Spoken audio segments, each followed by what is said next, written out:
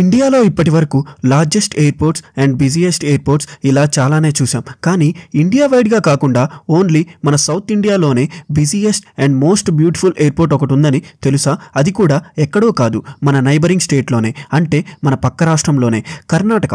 Bengaluru south ఇండియాలోనే one of the important city, technology wise updated city కూడా. అందుకే ఇండియాలో దీన్ని సిలికాన్ వ్యాలీగా పిలుస్తుంటారు. మరి అలాంటి సిటీలో ఇన్ఫ్రాస్ట్రక్చర్ అంటే ఎలా ఉండాలి? మనం ఇంతకటి దాకా డిస్కస్ చేసుకున్న ఆ most beautiful and busiest airport ఇంకెక్కడో లేదు. మోస్ట్ బ్యూటిఫుల్ సిటీ అయిన బెంగళూరులోనే ఉంది.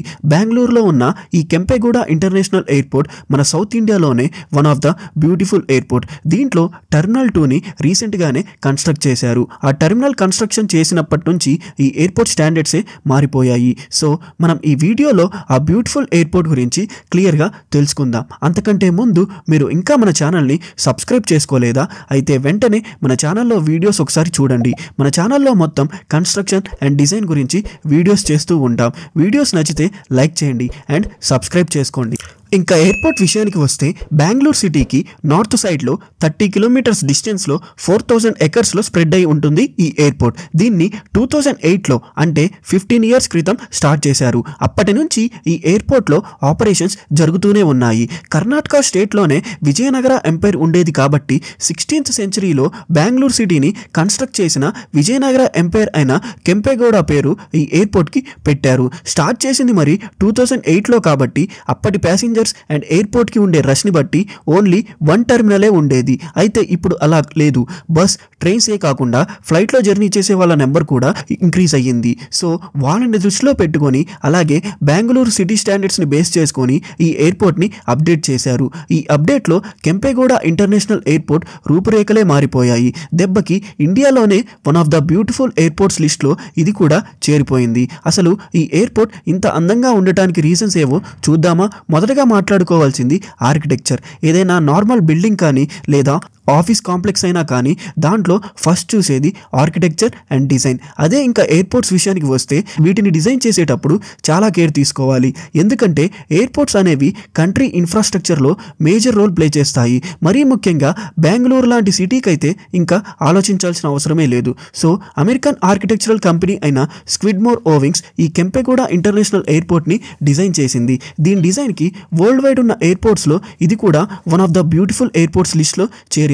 మనం ఇంతగా మాట్లాడుకుంటున్నాం, నిజంగా ఆ ఎయిర్పోర్ట్ అంత బాగుంటుందా అంటే అవుననే అనాలి. ఎలా అంటే దీన్ని డిజైన్ చూసి చెప్పొచ్చు one of the finest architecture and modern design అని. స్కిడ్మోర్ ఓవింగ్స్ దీని డిజైన్లో చాలా కేర్ తీసుకుందనే చెప్పాలి.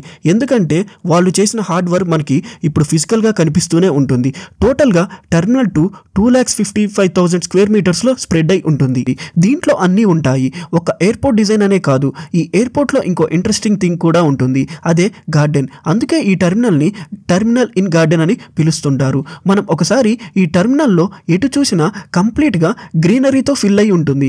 దానివల్ల ఈ ఎయిర్పోర్ట్ గార్డెన్లో ఉందా లేక గార్డెన్లో ఈ ఎయిర్పోర్ట్ ఉందా అని అనిపిస్తుంటుంది. అంటే ఈ ఎయిర్పోర్ట్ డిజైన్లో మెయిన్గా మాట్లాడుకునేది కూడా ఆ గార్డెన్ అండ్ వాల్స్ గురించి. ఎందుకంటే ఆ టెర్మినల్ 2 కంప్లీట్గా చాలా నీట్గా అండ్ గ్రీన్ కలర్లో కనిపిస్తూ ఉంటుంది.